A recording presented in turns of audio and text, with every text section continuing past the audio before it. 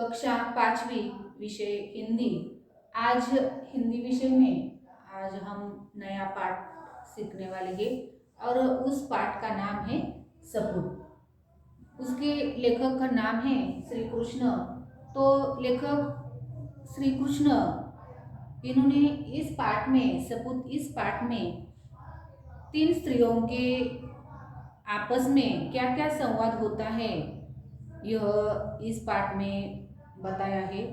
तो सबसे पहले हम इस पाठ का सारांश देखेंगे और उनके बाद यह पाठ सीखते हैं। तो देखो, इस पाठ में फुलेरा नामक का एक गांव था। लेखक कहते हैं कि फुलेरा नामक का एक गांव था और इस गांव के हर तरफ स्वच्छता थी। गांव की गलियों में नियमित रूप से झाड़ू लगाई जाती थी, नालियां रोज साफ की जाती थी। परिसर में बड़े बड़े संख्या में पेड़ पौधे थे। कुएं का पानी निर्मल रखने के लिए आवश्यक सावधानियां बरती जाती थी। पनघट स्वच्छ और सुसज्जित था। तो इस पाठ में जो ग्रामीण भाग है, जो एक गांव का वर्णन किया है।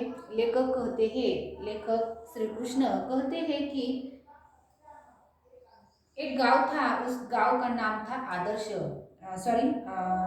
फुलेरा नामक का एक आदर्श गांव था और यह गांव सभी तरह से स्वच्छता थी। इस गांव में हर तरफ की स्वच्छता थी। गांव की गलियां में नियमित रूप से झाड़ू लगाई जाती थी, नालियां रोज साफ की जाती थी, लिपाई पुताई करके घर आंगन सुंदर रखा जाता था और परिसर में बड़े बड़े पेड़ पौधे थे और आवश्यक सावधानियां इस गांव में बरती जाती थी। पनघट स्वच्छ और सुसज्जित था। तो देखो, एक दिन क्या हुआ। लेखक कहते हैं कि एक दिन क्या हुआ कि पनघट पर तीन स्त्रियां पानी भर रही थी और वे अपने अपने लाडले के गुण बखान कर रही थी। लाडले यानी कि अपने जो बेटे थे, अपने अपने बेटे का गुणगान गा रही थी। तो सबसे पहली उन स्त्रियों में एक स्त्री थी। वह कहती है कि मेरा जो बच्चा है वो बहुत विद्वान है, बहुत सपूत है और विद्वान भी है। जब से शहर से इस अपने गांव में, फुलेरा नामक के गांव में आया है, तो सभी और उसकी ही चारों ओर उसकी ही धूम मची रही है। बड़े बड़े ग्रंथ पढ़ता है, मेरा बेटा विद्वान है, शहर से आया है। और कहती है कि वो बड़े बड़े ग्रंथ पढ़ लेता है। आकाश में जो तारे होते हैं, उन तारों को तो देखकर उनका नाम बता देता है। देश विदेश की सभी बातों का उसे पता है। ऐसा मेरा बेटा है, सपूत है और विद्वान भी है। तब दूसरी स्त्री बोली कि मेरा यह तो क्या कुछ भी नहीं है। मेरा बेटा तो पहलवान है और मेरा लाल जैसा बलि 10-5 गांव में कोई देखने को नहीं मिलेगा। अखाड़े में जब मेरा बेटा उतरता है तो बड़े बड़े पहलवान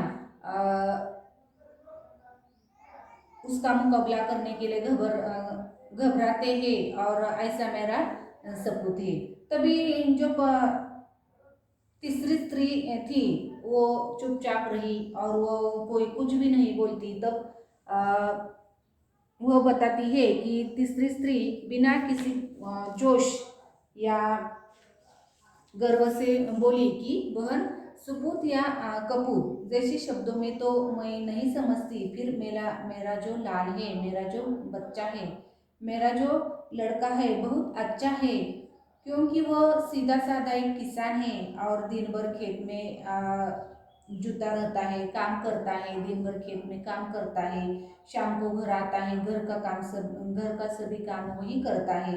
आज बहुत कहने सुनने पर वो आसपास के गांव में मेला देखने के लिए गया है, इसलिए मुझे पानी भरने के लिए आना पड़ा।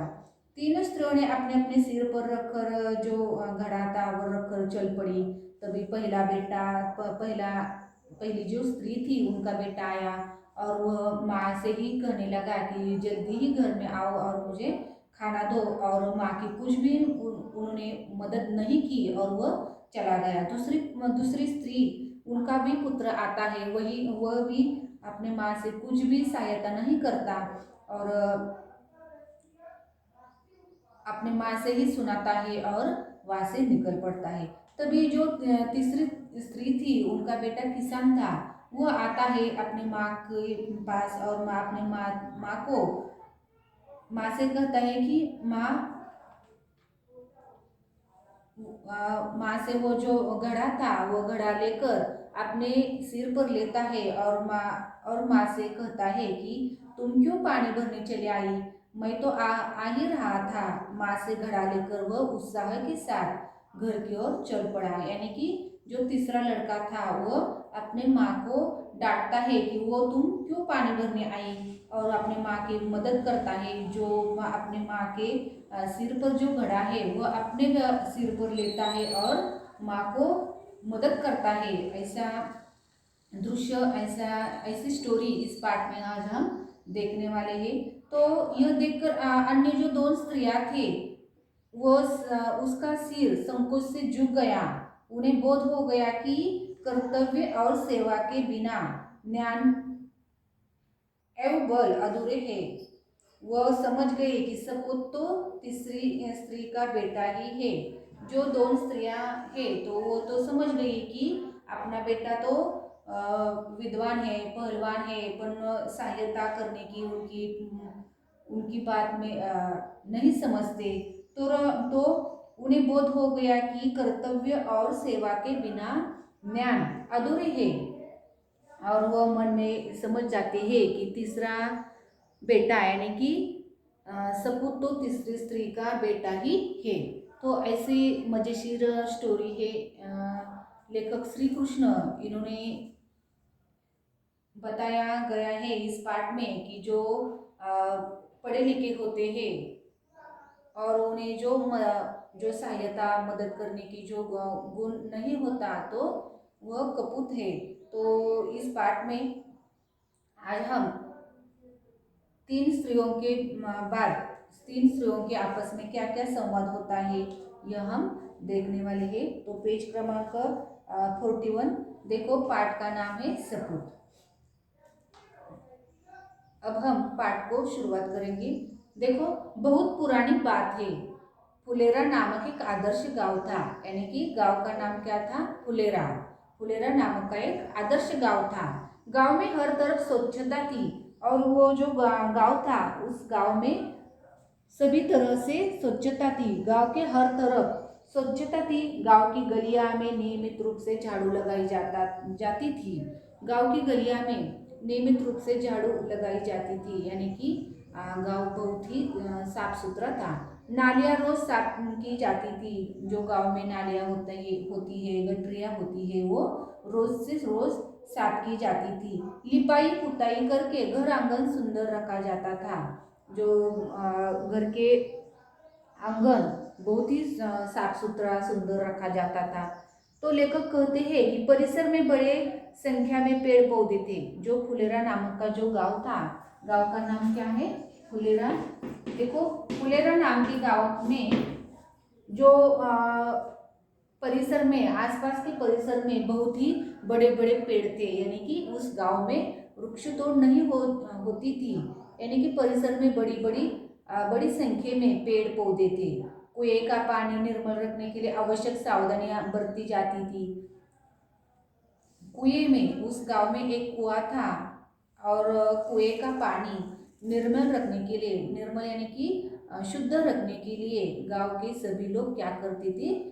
उसकी आवश्यक थी सावधानियां बरती जाती थी। पनगढ़ स्वच्छ और सुसज्जित था। जो कुएं के आसपास जो भाग होता है उसे पनगढ़ कहता है। तो पनगढ़ स्वच्छ और सुसज्जित था। गांव के आसपास, गांव के बाजू के बाजू में एक पनघट था और वह स्वच्छ और सुसज्जित था। एक दिन पनघट पर 3 स्त्रियां पानी भर रही थी।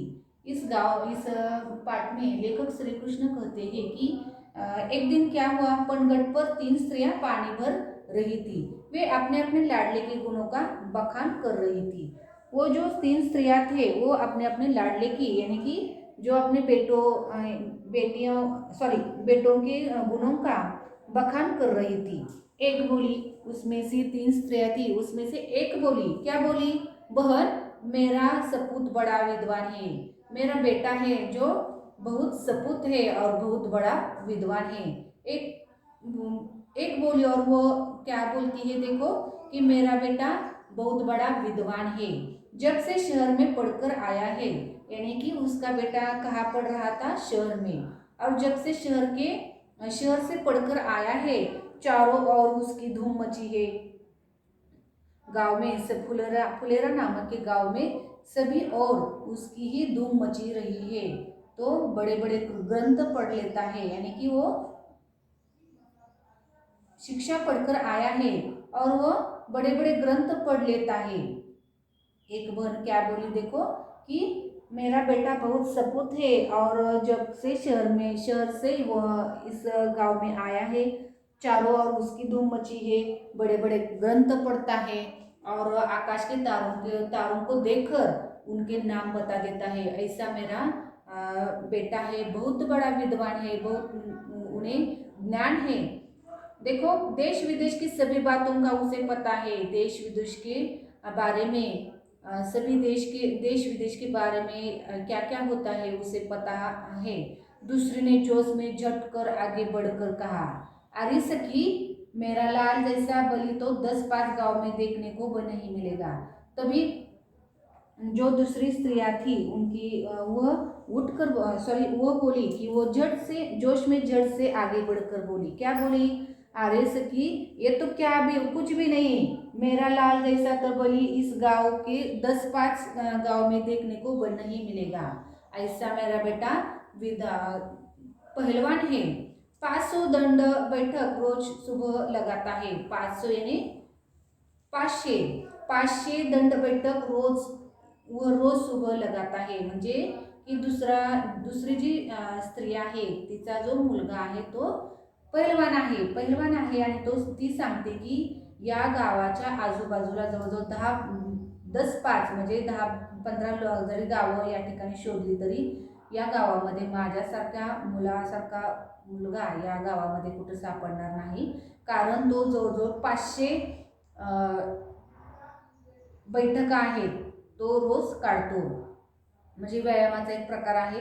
तर तो 500 जवळजवळ जोर बैठका काढतो।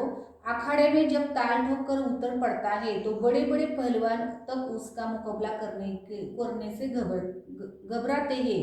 ऐसा मेरा सपूत है। आखाडे में यानी की जे पहलवान लोक आहेत ते ज्या ठिकाणी सराव करतात त्याला आखाडा म्हणतात, आणि त्या आखाड्यामध्ये उतरल्यानंतर त्या ठिकाणी आपल्याला सराव आपल्याला पाहायला मिळतो, जे म्हणजे कुस्तीचा सराव, जे पहलवान असतात ते ज्या ठिकाणी कुस्तीचा सराव करतात त्याला आखाडा म्हणतात। त्या आखाड्यामध्ये लाल रंगाची माती असते, काळ्या रंगाची माती असते, अगदी भुसभुशीत असं हे मैदान असतं, कुस्तीचं मैदान थोडक्यात। आणि हे जे मैदान आहे ते लाल मातीनं किंवा काळी मातीने अगदी भुसभुशीत अशा प्रकारचे असतं, आणि त्याच्यामध्ये त्या आखाड्यामध्ये त्या मैदानामध्ये हे जे कुस्तीचा काय केला जातो त्या ठिकाणी सराव केला जातो। मग आखाड़ा में जब ताल ठोक कर उतर पड़ता है तो बड़े बड़े पहलवान तक उसका मुकाबला करने से घबर जाते हैं। जब मैदानामध्ये माझा मुलगा उतरतो, दुसरी स्त्री म्हणते की तेव्हा जे त्याला मुकाबला करण्यासाठी जे लोक आलेले असतात, दुसरे पहलवान आलेले असतात ते घाबरतात। असा माझा मुलगा अख्ख्या गावामध्ये जवळजवळ 10-15 किंवा आजूबाजूच्या गावामध्ये अशा प्रकारचा माझ्या मुलासारखा मुलगा कोठेही सापडणार नाही, एवढा मोठा पहिलवान आहे तो। अशा प्रकारे प्रत्येकजण काय करत असतं, आपल्या आपल्या मुलाचं गुणगान गात असते। पहिली जी स्त्री आहे ती सांगते की माझा मुलगा खूप विद्वान आहे, खूप हुशार आहे, खूप ज्ञानी आहे, खूप त्याला ज्ञान आहे, तो इतका हुशार आहे की मोठमोठे ग्रंथ वाचून काढतो, इंग्रजीमध्ये असू द्या, मराठीमध्ये असू द्या, दुसऱ्या कुठल्याही भाषेमध्ये असले तर ग्रंथ तो वाचून काढतो. त्याच्यानंतर आकाशामध्ये पाहिलं तरी त्याला जे तारे आहेत, जे इतर प्रकारचे जे ग्रह आहेत हे त्याला नावं सांगता येतात. त्याच्यानंतर देशामध्ये परदेशामध्ये काय काय चाललेलं आहे तर त्याच्याबद्दलही त्याला खूप सारी माहिती आहे. म्हणजे माझा मुलगा एवढा हुशार आहे की तो शहरामध्ये शिकायला असतो आणि तो आता सध्या गावाकडे आलेला आहे. तर अशा प्रकारे प्रत्येकजण काय करत असतं, ह्या दोघी काय करत असतात, जेव्हा पाणी भरून आपल्या घराकडे निघालेले असतात तेव्हा अशा प्रकारचा संवाद त्या तिघींमध्ये चाललेला असतो. मग ह्या दोघी तर काय करतात, आपल्या आपल्या मुलाचं गुणगान सांगतात, कौतुक सांगतात. पण तिसरी जी स्त्री आहे ती मात्र काय करते, चुपचाप म्हणजे गुपचूप राहिलेली असते, काहीही बोलत नाही. आणि कारण तिचा जो मुलगा आहे तर तिला माहिती असतं की माझा मुलगा म्हणजे हुशारही नाही आणि त्याच्यानंतर त्याला कुठलीही नोकरी पण नाही आणि त्याच्यानंतर एक असं चांगला म्हणजे चांगल्या पद्धतीचा पहिलवानही नाही. तर एक साधा सिधा किसान म्हणजे शेतकरी असतो. त्या तिसऱ्या स्त्रीचा जो मुलगा आहे तो शेतकरी असतो आणि शेतकरी असल्यामुळे ती काय सांगते की असं मोठेपणाने जोशमध्ये येऊन आपल्या मुलाचं कौतुक काही सांगत नाही. तर त्या जी तिसरी स्त्री आहे तर ती आपल्या मुलाबद्दल काय काय सांगते हे आपण पुढच्या व्हिडिओमध्ये पाहूया. तर अगदी मजेशीर अशी ही स्टोरी आहे, अगदी सुंदर असं हा पाठ आहे. तर या पाठामधून लेखकांना एवढंच सांगायचं आहे की एखादा मुलगा किंवा एखादा जो व्यक्ती आहे तर त्या व्यक्तीचं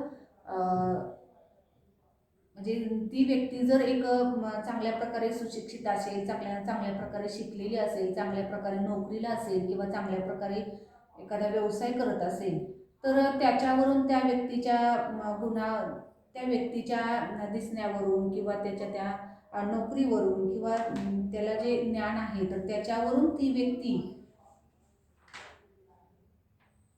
हुशार आहे किंवा समजदार आहे तर हे ठरवता येत नाही. तर त्या व्यक्तीच्या अंगी नम्रता हा गुण किती आहे, मदत करण्याचे, दुसऱ्याला सहाय्यता करण्याचा जो गुण आहे तो गुण किती आहे, तर याच्यावरून ती व्यक्ती किती हुशार आहे, किती सपूत आहे, त्या लेखक असं म्हणतात की ते ठरवलं जातं. तर ह्या दोन मुलामध्ये नम्रता हा गुण नसतो, एकमेकांना मदत करण्याचा गुण नसतो. तर त्यामुळं जी तिसरी स्त्री असते तर तिचा जो मुलगा असतो तो एकदम साधासुधा असा शेतकरी असतो. परंतु त्या शेतकरी जरी असला तर त्याच्यामध्ये आईला मदत करण्याचे गुण असतात. त्याच्यानंतर इतरांकडे वागण्यासाठी किंवा जे नम्रता हा गुण त्या मुलाकडे असतो. म्हणून सगळ्यात सपूत हा जो मुलगा आहे तो तिसरी जी स्त्री आहे तिचाच मुलगा सपूत आहे हे या पाठावरून सांगितलेलं आहे. तर आपण या ठिकाणी थांबूया आणि तिसऱ्या स्त्रीमध्ये जो संवाद झालेला आहे ती आपल्या मुलाबद्दल काय काय सांगते आणि कशा प्रकारे तिचा मुलगा सपूत ठरतो हे आपण पुढच्या व्हिडिओमध्ये पाहूया. या ठिकाणी थांबूया आपण.